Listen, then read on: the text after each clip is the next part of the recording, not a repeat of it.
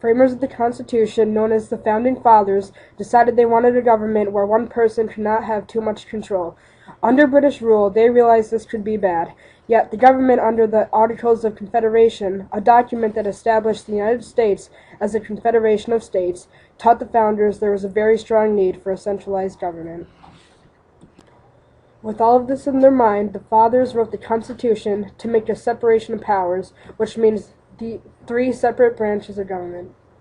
Each has its own responsibility and cooperation to run a smooth country where laws are not ignored or disallowed.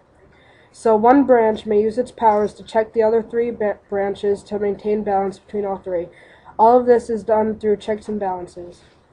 The three branches are called the legislative, executive, judicial.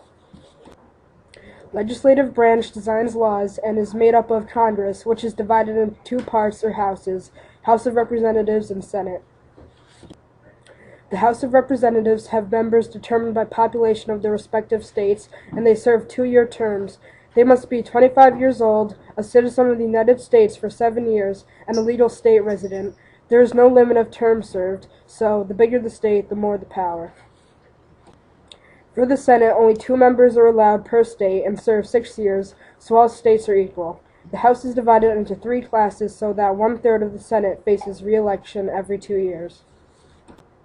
The executive branch makes sure laws are obeyed. The president is the head of this branch, and he vetoes or passes laws made by Congress, which is large, so in order to operate, he enlists the help of the vice president, department heads, who advise the president on certain issues and help carry out policies, and independent agencies who carry out policies or provide special services.